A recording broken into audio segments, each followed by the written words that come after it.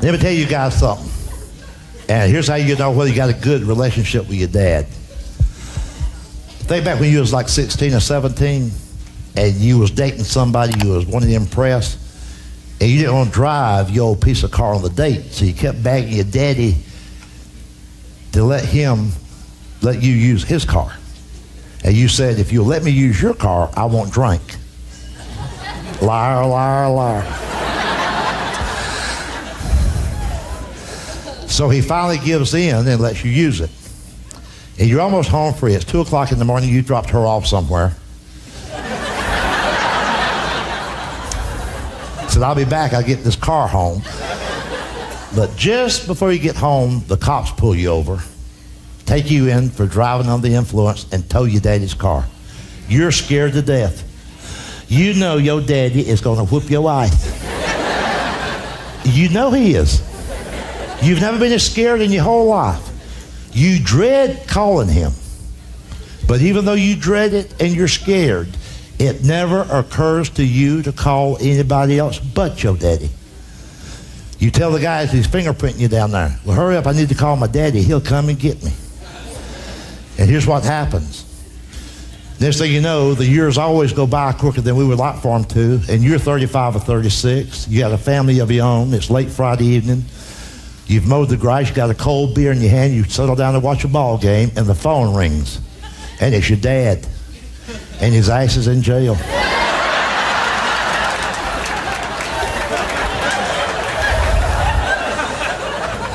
He just beat the out of the UPS man.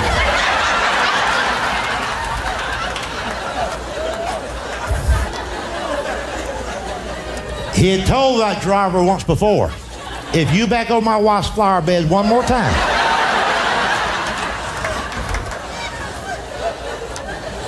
If that was a time when a man did what a man said. So the UPS truck backed over her buttercups. Your dad's in jail. But as they're processing the paperwork, he tells them, well, hurry up. Need to call my boy and he'll come and get me. There's bonding for you right there.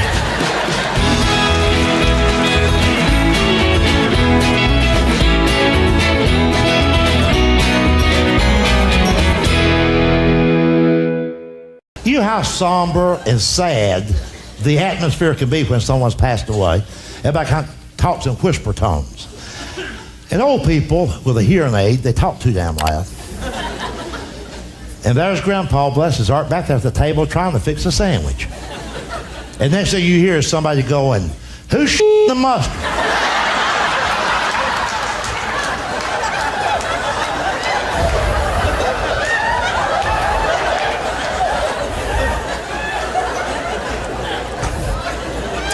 It was embarrassing. Oh, by the way, y'all, a while ago when I said we didn't have any Jews in our family, we wouldn't mind having some. It just ain't worked out. Matter of fact, we'd like to have some because they've got trust funds. I'll tell you something a little strange about the Jewish people, and I hope this don't sound anti-Semitic, but generally speaking, Jewish people keep all their appliances inside the house. Ain't that odd?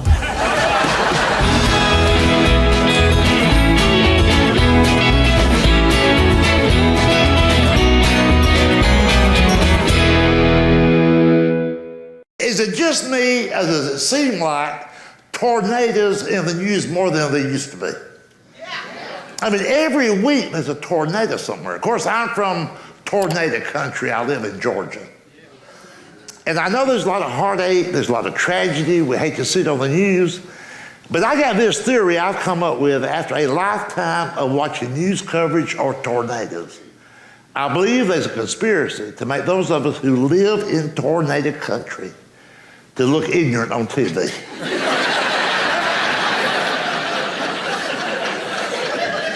Don't you find it odd that after thousands of tornadoes, thousands of destroyed homes over the years, they never can interview anybody that's been to the dentist?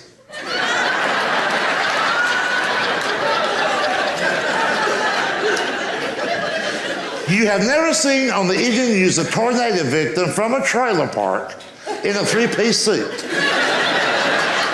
A monogram shirt. Going, yes, this was rather devastating. A tree fell on the Lexus. And there's quite a bit of rubble in our hot tub. I believe with all my heart that when a tornado hits, the news director at the local TV station, he tells his reporter, get out to the trailer park and interview a dumbass.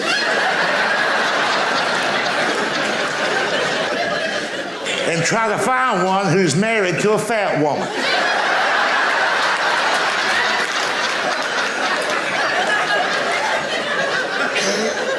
And listen, have you noticed that everything's destroyed except for the produce sign? And the camera zooms in on that. Tomatoes for sale, spelled with an R. 45 cents a pound or £2 for $1.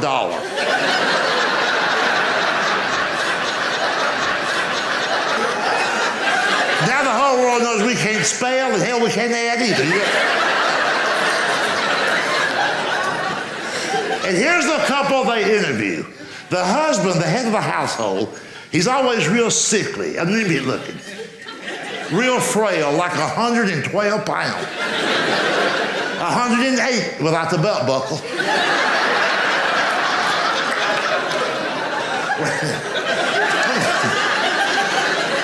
Wearing a John Deere cap. Got that out of layaway. He's got a tattoo on a wooden arm.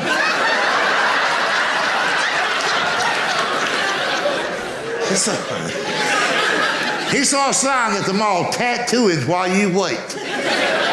He said, hell, I ain't gotta wait.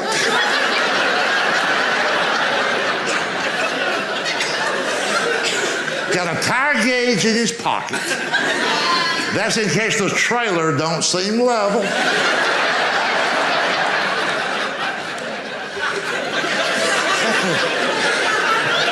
And he's wearing a key ring with 2 pounds of keys. What the hell is that all about? There's only 3 doors in this man's life. Truck, trailer, and tool shed. Now there it says next to his wife. His wife, God bless her, weighs 400. That's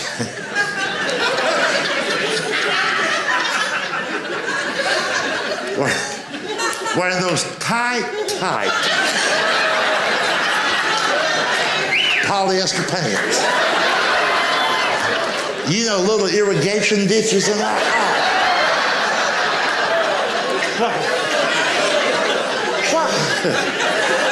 Why do they wear that?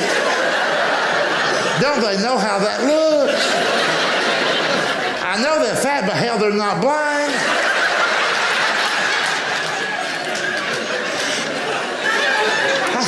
How can a 400-pound woman put on tight polyester pants, then look in a mirror and go, all right?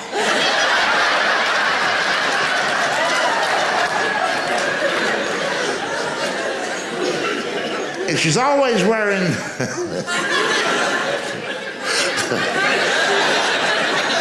I just thought of this, I'm gonna throw it in.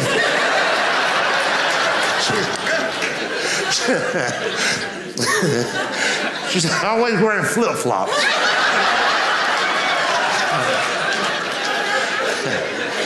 Because she thinks her feet are her best feature. And sadly, she's right about that.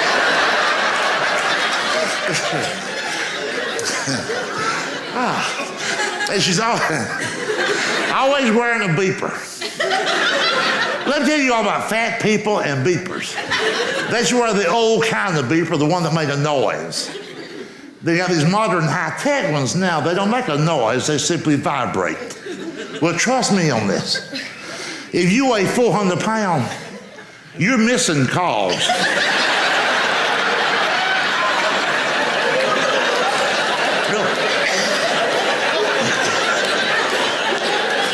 You'll feel something, you'll just think it's sweat, you know.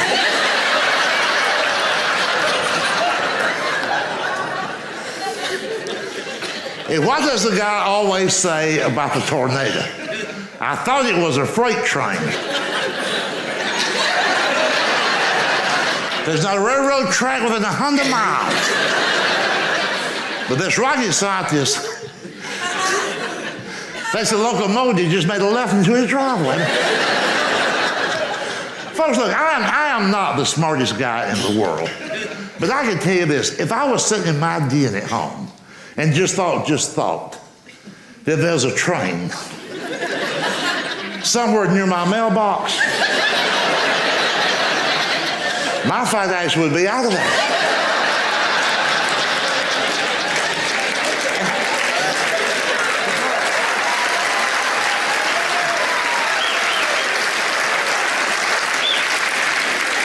And by the way, let me give you a little tip too. You remember a few years ago when the tornado went downtown Nashville, Tennessee? It went right downtown. Tornadoes just don't go downtown. And to make sure that never happens where you live, here's what you need to do. On the outskirts of your city, put up a decoy trailer park.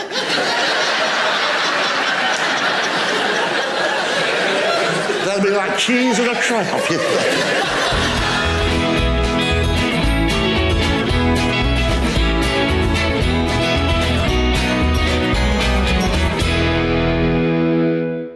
You all have a restaurant here at Poor Folks. A sign in front of Poor Folks Wednesday afternoon said, "Stop. Say howdy to our pork chops."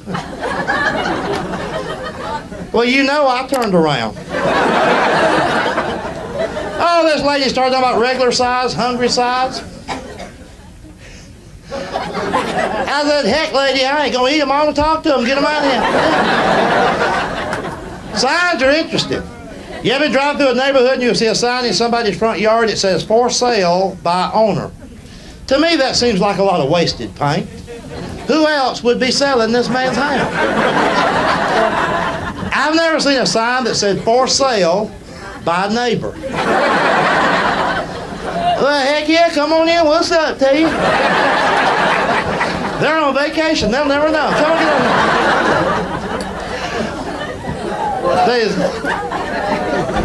There's a lot of things that just don't make sense. It bothers me that you can buy ham at Kmart. See, you folks aren't, you can see the humor in that. You know, in Mississippi, they won't laugh at that. Not only will they not laugh, they get upset. Like, "Oh yeah, that's good meat over there," you know. I mean, you think about it. If you're in Kmart and you look in somebody's shopping cart, they should have in there what we all get at Kmart: motor oil, Pampers, gifts for people we hate. I can't imagine somebody heading toward checkout and the husband saying, "Honey, don't forget the meat." I mean, in any grocery store, baked ham is $5 a pound. Kmart, $1.89. What did this hog die of, huh? And listen, the larger Kmart stores, they've got the restaurant in the back, the Kmart Grill. Are you aware of the fact that some of the Kmarts now have a salad bar?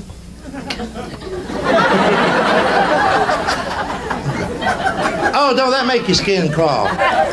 That's like Amoco announcing they have homemade biscuits.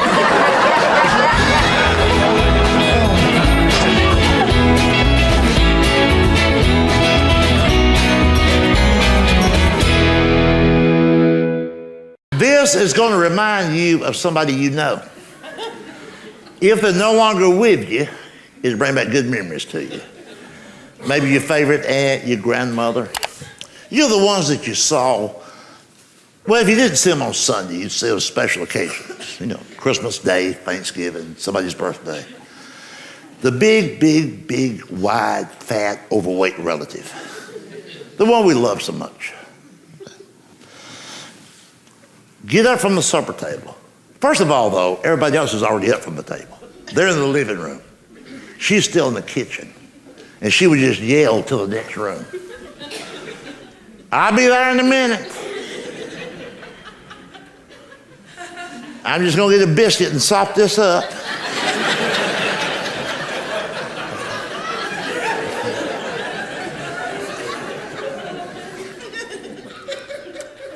That could be what's wrong with the country. A whole generation of Americans who've never heard the expression, sop it up. And then she come into the living room and flopped down in the nearest chair, the first chair she came to. And to a little kid, it always looked like it was in slow motion. Because we always thought for sure the chair was going to break. She'd come in, she'd be like,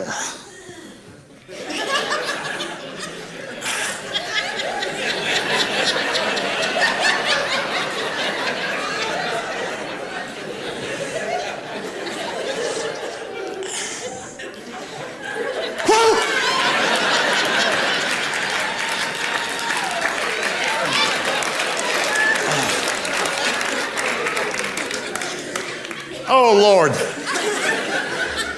I ate more than I planned to.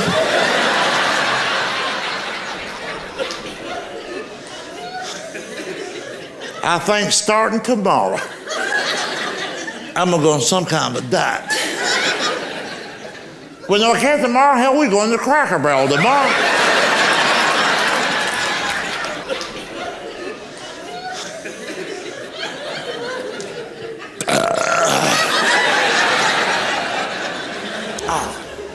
I don't know why meatloaf lays on my chest.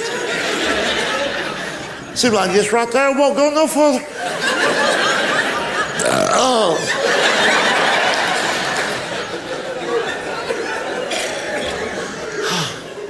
Oh, I wish Nana brought my gas pills. I didn't know you put onion in your meatloaf. Lord knows I can't eat cooked onions. Oh.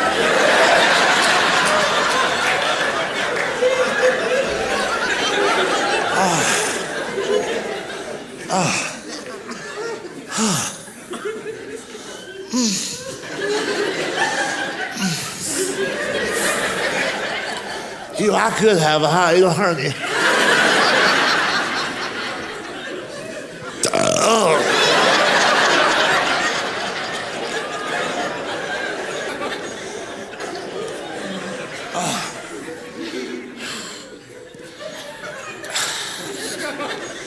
If I knew my insurance would pay for it, I'd get me an MRI.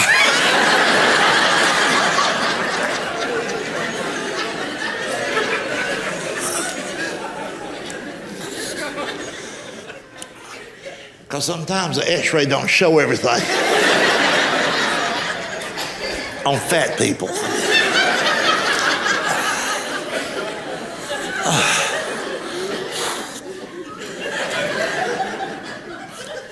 If y'all would wait a few minutes, I'd help with those dishes.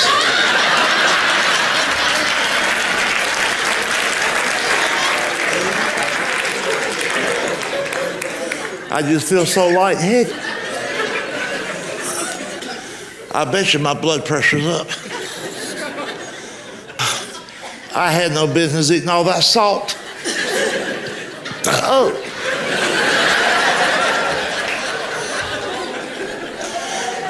But I'd just soon not have meatloaf. I can't put salt on it. Oh.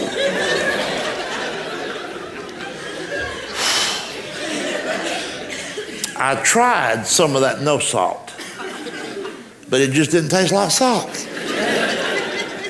That's probably why they call it no salt.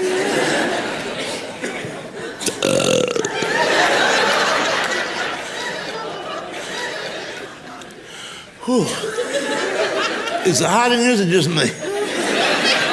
I swear I'm soaking wet.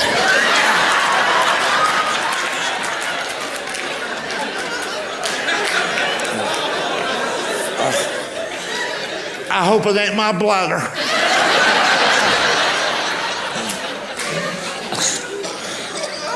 Oh, I'm stuck to the chair.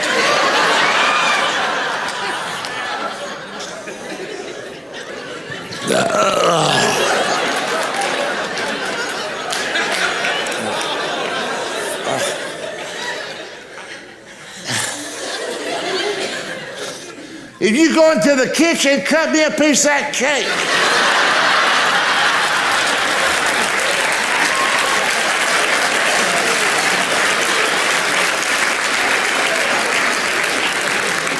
Just a little piece.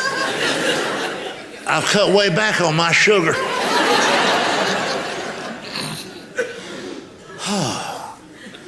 I need to get up and walk around. I wish my feet weren't swollen. I don't know what causes that. I might be allergic to something. I hope it ain't bread. I don't believe I can eat without bread.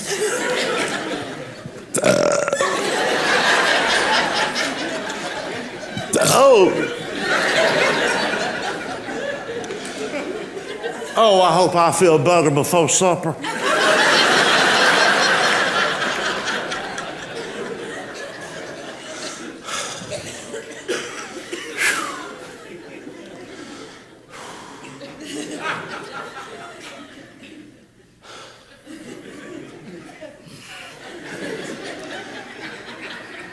I'm good minded to change doctors.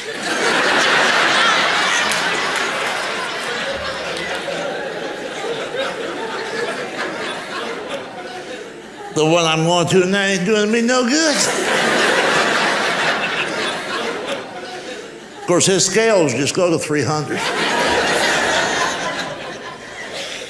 So really, he don't know whether I lost weight or not.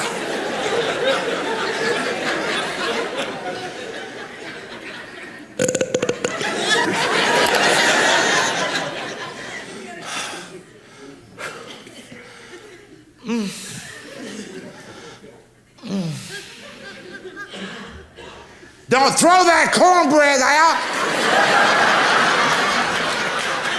I'll take that home with me.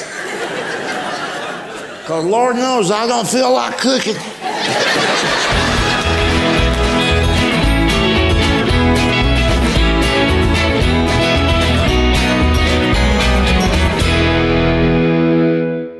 See, here's something that civilians don't recognize. A civilian is a person that's not in the business. Comedians who are household names right now. Tim Allen, Roseanne, Drew Carey, all those guys started out as MC. I mean, you don't just get out of college one day and say, okay, I'm a comedian. Knock on somebody's door, fill an application, and say, I'm a headliner, will you hire me? It don't work that way. It's a very unique occupation. I mean, you can't go to class and learn it. You can't get a degree. You know, you can't just show up in some place, you know.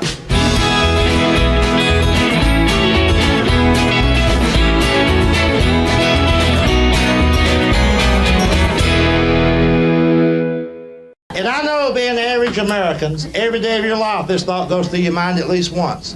Some mornings when you wake up, it's the first thought on your mind. And that is, wonder why anybody wants to be on Family Feud. Well, here's what I think. I keep visualizing some family out around Nebraska or Iowa, sitting around the dinner table one evening. The husband says, honey, you know what?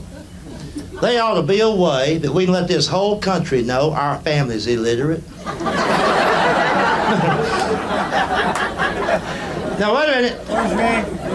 I know everybody here in Des Moines knows it already. I mean, coast to coast, just let them know we don't have a lick of sense. You know?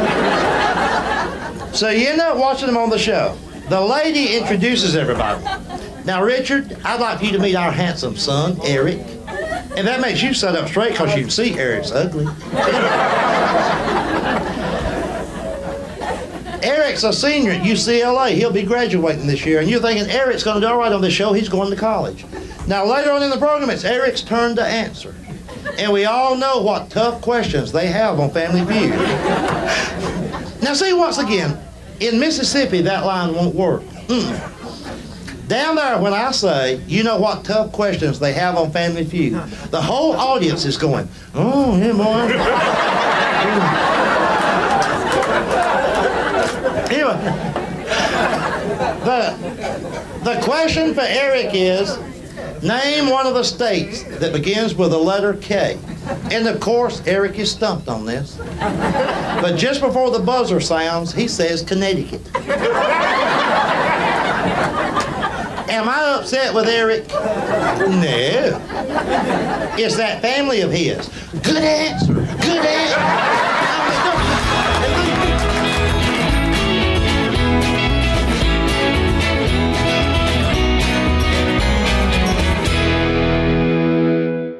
Now, some of y'all may know already, I've had this lifelong fear of air travel. I don't mind flying, say, once a year, just to catch up on my drinking and my praying.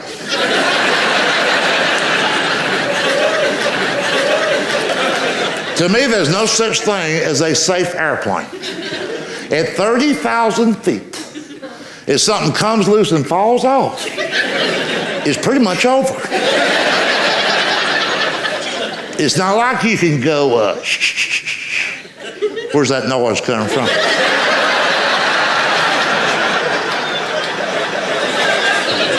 I'm going to pull off up here and see what that is.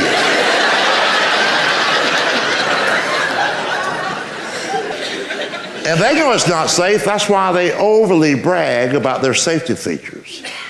They seem to be especially proud of their flotation seat. Every single flight, regardless of the destination, they talk about the flotation seat. Even got a video they show the passengers now, where it's located, how to use it, how to get to it, how to strap it on. That's going to save our life if they make an emergency landing in the ocean. And see, psychologically, if they know what they're doing, that makes us feel better just knowing that's on the aircraft. But then if we stop to think, I'm like, well, hell. I'm taking off in Georgia.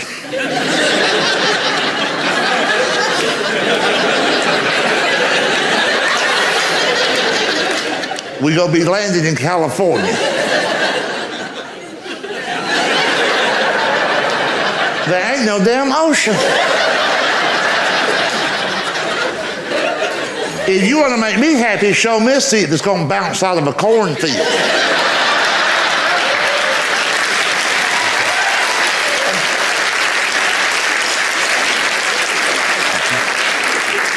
And look what's been in the news in recent years. Drunk pilots. Drunk pilots. Damn. Who's going to pull them over? By the way, next time you get up there, next time you're on a plane and they come around and take your drink order, just say, I'll have whatever the pilots are having. They don't like that. And let me tell you the true story of how years ago it just hit me how dangerous air travel can be. Not necessarily is, but can be. And those of you who travel a lot, or travel occasionally on vacation and go to places like the Bahamas or the Caribbean, anytime they have small planes that take tourists from one resort island to another. It's a quick trip, about a 20-minute flight. The plane actually looks like a crop duster. Got one propeller, seats 14 people. And they have to know the weight of everything that goes on board the aircraft before the plane can take off. I had never been through that before. A guy comes up to me with a clipboard in his hand. He says, sir, how much do you weigh? I said, why do you need to know? He said, so we'll know how much fuel to put in.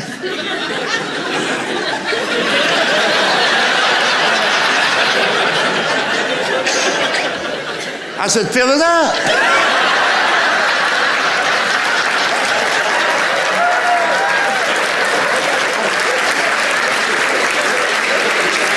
I was 600 pounds. Hell, fill it up. I'll buy, fill it up. Wouldn't you hate to die in a plane crash because some fat woman lied about the weight?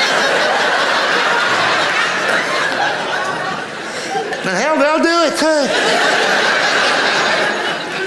Well, I just would be dead to tell him how much I weigh. Yeah.